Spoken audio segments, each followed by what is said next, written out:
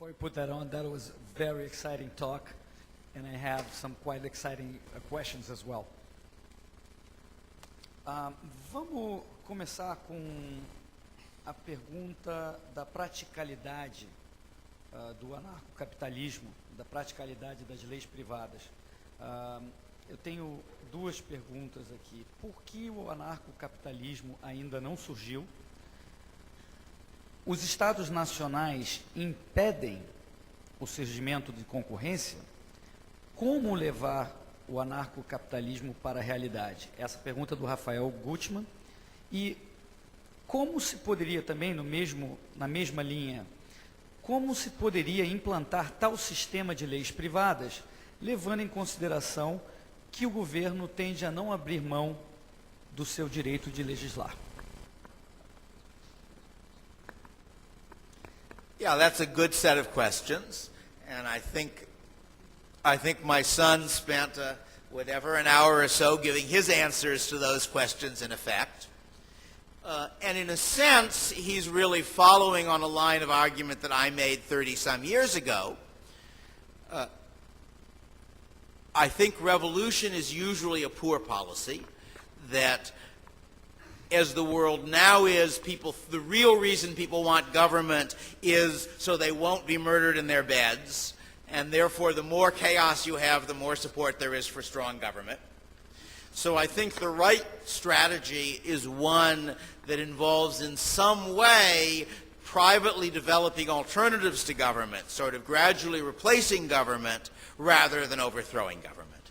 So that from that standpoint, 40 or 50 years ago, if somebody suggested that we don't really need a government post office, most people would say that's absurd. The mail wouldn't get delivered.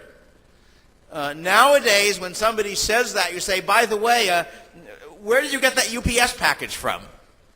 Because we now have several private firms which are competing with the post office successfully in part of its activities and are not competing it in the other activities because it's against the law to compete with it in the direct delivery of mail. So that example, it seems to me, helps people be less supportive of the kind of policies that I'm opposing. Similarly, there has been a considerable development in the U.S. of gated communities where you have a housing development where, in effect, protection is being provided privately, not publicly. There's a lot of commercial arbitration where people are essentially avoiding the court system in order to use private courts. So I think that one route in the direction I'm proposing is the continual development of substitutes, especially for things governments do very badly, so that people will find that although the government is still doing something, they're not really using the government anymore. Similarly, homeschooling and private schooling, the more people are sending their children to non-government schools, the less the political support for government schools. So, one could go into a long discussion here. But I think that's one path. There is another very different path which interests me partly because I'm interested in technologies and their effects on the world.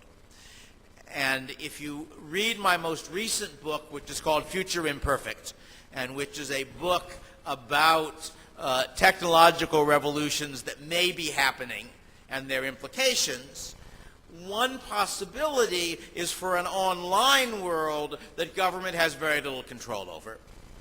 That there are technologies now known involving encryption which would make possible a cyberspace, an online world, where an individual could combine anonymity with reputation, in which I can prove to someone else online that I'm the same person he interacted with yesterday, so I can have a reputation. But I do not have to tell anybody at all what the link is between the online identity and the real space identity.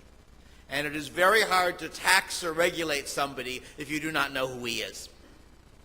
So in that world, one could imagine the development of something like anarcho-capitalism, probably using only reputational enforcement, because I also can't send my goons to pick up my television set if I don't know who he is. But I can use ways of telling other people in cyberspace that he's not to be trusted if he has violated a contract with me. And there are technologies available by which I can prove to other people that he violated a contract with me. And this involves the use of digital signatures, which I discuss.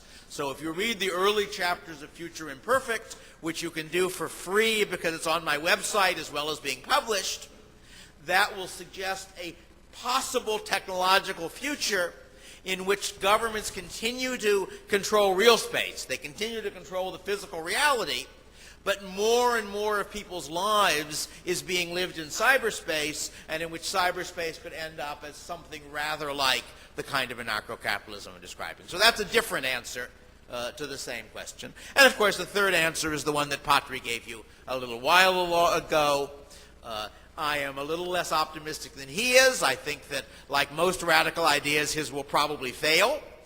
But there is some chance that it will succeed, and if it succeeds, it could have very attractive results. Agora temos conjunto de perguntas similares, eu vou ler todas elas. Como esse sistema de arbitragem, através de agentes privados, poderia solucionar com neutralidade questões que envolvessem partes com capacidade econômica distintas? Afinal, ainda que possamos discordar, o Estado é supostamente neutro para tratar esses conflitos. As melhores agências tenderiam a ser contratadas pela parte mais rica. Essa pergunta foi anônima. Agora uma pergunta do Daniel Kuhn, na mesma linha. Let me do one Okay. at a time. Do we observe that more money is spent building Cadillacs or building Fords? That is to say, I think it is a mistake to suppose that private firms only specialize in the rich. There aren't enough rich. So I assume that a private firm is happy to sell a service which includes special guards at a high price to a rich person, and a service which only provides an ordinary level of protection to a non-rich person. But if the arbitration agencies consistently rule against my customers in favor of your customers, I am going to stop agreeing to use that agency. So I don't see there's any reason to expect it. Furthermore, I think the idea that government is neutral does not, as we say in English, pass the giggle test. I don't know how many people have been paying attention to U.S. politics, but there is at least one respect in which Obama is consistent, and that is that anything he wants to do that costs more money, he says the rich are going to pay for. I'm not sure it's true. I'm not saying he's consistent in what he does, but he's consistent in what he says. And that's perfectly normal, that, of course, politicians will appeal, I'm not just saying only the rich. Some politicians would say, those other people over there will pay for it, or only the criminals will pay for it, or only the illegal immigrants will. It doesn't matter what group, but governments are never neutral. And part of the difference, fundamental difference between governments and markets, is that in a market, the most I can do to you is not to deal with you. In a political system, I can hurt you much worse than that. I can put you in jail, I can kill you, or I can just take money from you. So there's a sense in which the political system is almost automatically a war of each against all, to use Hobbes' term, because you've got a sort of fixed cake out there and we're fighting over the pieces. In the market, what I am doing if I want to make money is not fighting over pieces, it's trying to produce some more cake and sell it to someone. And that is a very much less divisive project. I'm not arguing there are never any conflicts. Obviously, I would like Apple to make exactly the computers I want. I have my list of desires for the next cell phone, and if HTC refuses to follow them, I will be unhappy.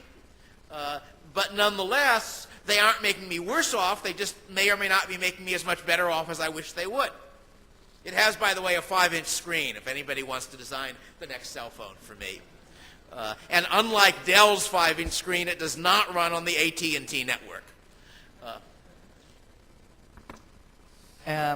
Uma pergunta do Daniel Kuhn, que é da OAB do Rio Grande do Sul. E o que ocorreria com aquelas pessoas que não possam pagar por uma law enforcement firm, a sua integridade física e sua propriedade não seria violada? Maybe. To begin with, the people who can't pay don't have very much property to violate. So the incentive to steal from someone who has nothing is not very high. Beyond that, I presume that if there are some very, very impoverished people in a decent society, there will be other people who are willing to contribute to give them some minimal level of protection. Just as I expect that without government, you would still not see people starving in the streets, because in societies at least like ours, in relatively rich societies, almost everybody has enough to feed many people, and if there are a few people who are in really serious need, someone is likely to help them. I think that's the evidence of the past and is likely to be true in the future. But in general, one of the standard arguments for government is that it redistributes income. And one of the standard arguments against is that it frequently redistributes it perversely. That is, it quite often redistributes from the poor to the rich, as well as sometimes from the rich to the poor. And that whichever direction it's redistributing it in, it is usually a very expensive process, so that what one side gets is a lot less than what the other side loses. That could be a long argument. It's an interesting argument. I'm not claiming that it's obviously right, but I think that's part really of the general argument for or against laissez-faire, not anything special to the argument for laissez-faire and rights protection, because after all, not having police protection is pretty bad, but not having food is worse. And in a ordinary free market society with the government, still it's the private market that's producing the food.